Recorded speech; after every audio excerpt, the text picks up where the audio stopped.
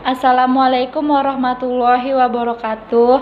Perkenalkan, nama saya Ayu Purnamasari. Saya adalah mahasiswa Universitas Riau semester 7, di mana saya mengadakan PLP di SMA Alfitiyah Pekanbaru. Berikut saya akan menampilkan proses pembelajaran yang dilaksanakan di kelas 11 IPA 1. Berikut video tampilannya. Assalamualaikum warahmatullahi wabarakatuh semuanya. Waalaikumsalam warahmatullahi wabarakatuh. Gimana kabarnya? Baik? Alhamdulillah. Allahu Akbar. Oke, sebelum kita masuk kepada pembelajaran kita kali ini, ada baiknya kepada ketua kelasnya tolong disiapkan. Bismillahirrahmanirrahim. Rabbi shrah li sadri wa yassir li amri wahlul 'uqdatam min lisani yafqahu qawli. Rabbi zidna ilman warzuqna fahman wa 'amalan shalihan. Amin. Kita absen terlebih dahulu ya. Yang pertama Anastasia, Akila, Askia, Cut Adinda, Dina, Diva, Fatia, Hakiki, Fajr Anggara, Hafiz, Umaira, Ilham, Zulaina, Kanasa, Lieva, Mesya,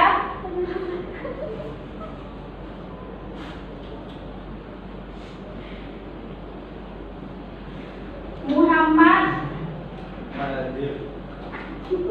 Naswa, Nisriana, Nurul,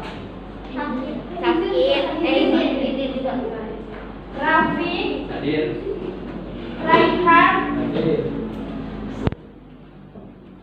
Sobia, Siti, Suci, Tegar, Tengku. Oke.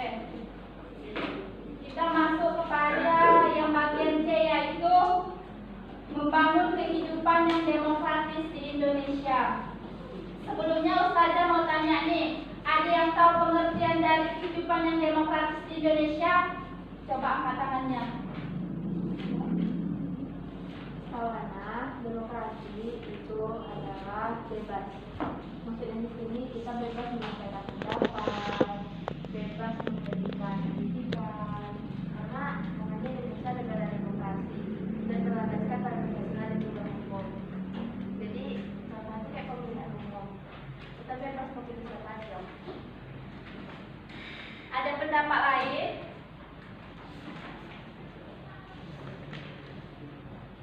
Ada? Cukup. Ya benar ya, yang dibilang temannya tadi itu yang membangun kehidupan yang demokratis di Indonesia itu seperti itu. Dianya merupakan kehidupan yang penuh perdamaian, bebas untuk mengeluarkan pendapat.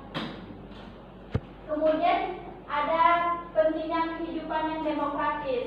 Pada hakikatnya, sebuah negara disebut negara yang demokratis apabila di dalam pemerintahan tersebut rakyat memiliki persamaan di depan hukum, memiliki kesempatan untuk berpartisipasi dalam pembuatan keputusan, dan memperoleh pendapatan yang layak karena terjadi distribusi pendapatan yang adil serta memiliki kebebasan yang bertanggung jawab.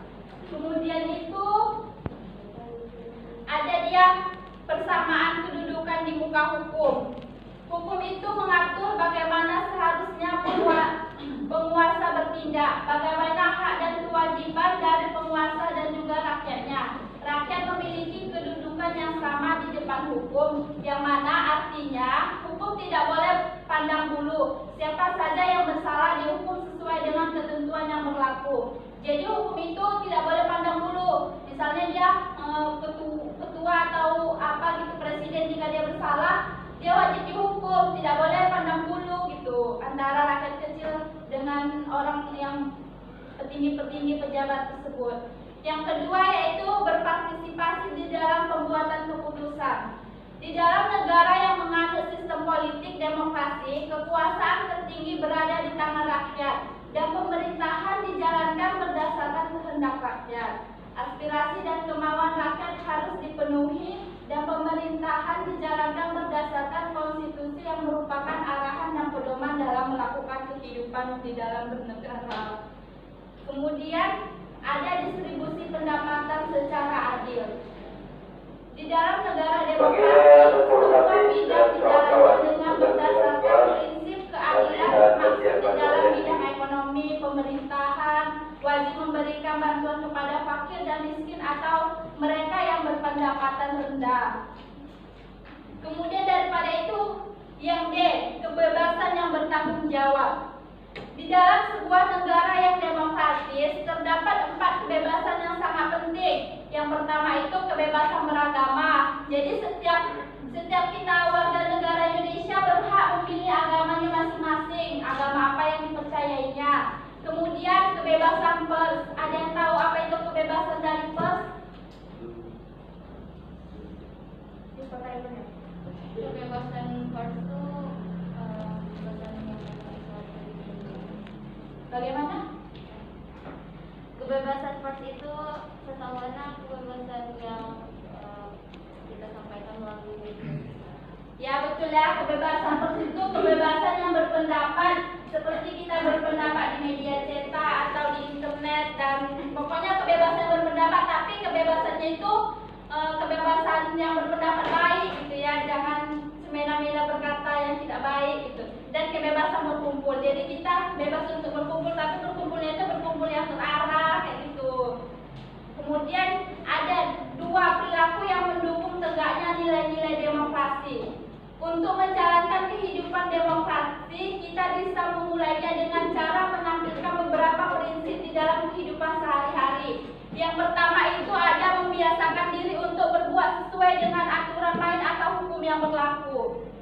Jadi untuk membiasakan diri untuk berbuat sesuai dengan aturan main atau hukum yang berlaku, kita bebas berpendapat, bebas mengemukakan suatu pendapat, tapi harus dengan aturan hukum yang berlaku. Kemudian itu ada membiasakan diri untuk bertindak demokrasi dalam segala hal. Nah, jadi kita bebas untuk bertindak demokrasi di dalam segala hal, tapi dia harus terarah, tidak boleh, pokoknya harus terarah lah di dalam bertindak demokrasi itu. Yang ketiga, membiasakan diri untuk menyelesaikan persoalan dengan musyawarah. Jadi jika ada suatu permasalahan, coba menyelesaikannya dengan persoalan tersebut dengan bermusyawarah. Kemudian membiasakan diri untuk mengadakan perubahan secara damai, tidak dengan kekerasan. Membiasakan diri untuk memilih pemimpin melalui cara-cara yang demokratis. Ada yang tahu maksud dari ini, membiasakan diri untuk memilih pemimpin melalui cara-cara yang demokratis? Coba Ustazah mau dengar pendapatnya. Diskusi dulu atau melalui voting? Betul ya. Jadi seperti itu, bisa melalui diskusi atau voting suara. Yang ketujuh yaitu selalu mempertanggungjawabkan hasil keputusan musyawarah kepada Tuhan Yang Maha Esa, masyarakat, bangsa dan negara, bahkan diri sendiri. Kemudian membuat hak setelah melaksanakan kewajiban. Menggunakan kebebasan dengan cara tanggung jawab, menghormati hak orang lain dalam menyampaikan pendapat. Jadi jika orang lain ada berpendapat di dalam suatu diskusi itu, kita wajib menghormati pendapat dia. Jangan langsung yang kamu bilang itu salah, tidak boleh seperti itu ya. Kita biasakan menghormati pendapat orang lain. Kemudian membiasakan diri memberikan kritik yang bersifat membangun. Jadi kita membiasakan diri untuk mengkritik seseorang itu yang membuat dirinya bisa membangun yang lebih baik. Jangan malah menjatuhkan mental dia. Itu paham ya? Jadi dari pemaparan penjelasan tersebut ada yang ingin ditanyakan? Tidak? Paham? Oke, untuk itu biar menambah pemahaman.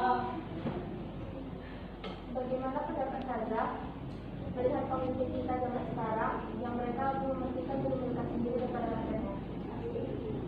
Pendapat ustazah yang mereka lebih mementingkan dirinya sendiri dibanding rakyatnya sebenarnya salah. Seharusnya mereka itu juga harus memikirkan rakyatnya gitu, jangan hanya memikirkan dirinya sendiri untuk dapat duit yang banyak. Tidak boleh gitu.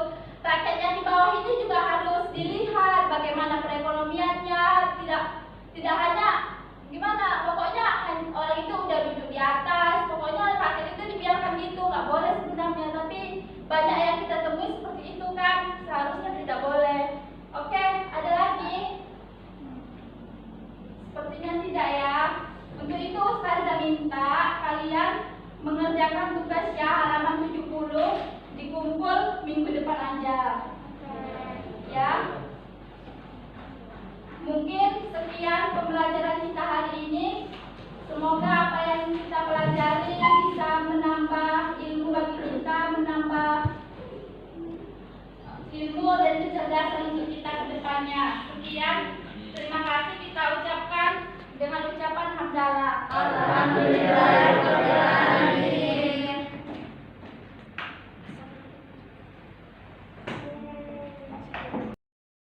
Itulah tadi video hasil pembelajaran yang saya lakukan di SMA Al-Fitiyah Pekanbaru. Semoga video tersebut dapat bermanfaat bagi diri saya sendiri dan bagi para penonton. Semoga ilmu yang saya dapat di sekolah tersebut juga bermanfaat untuk saya sendiri. Sekian. Saya ucapkan terima kasih. Assalamualaikum warahmatullahi wabarakatuh.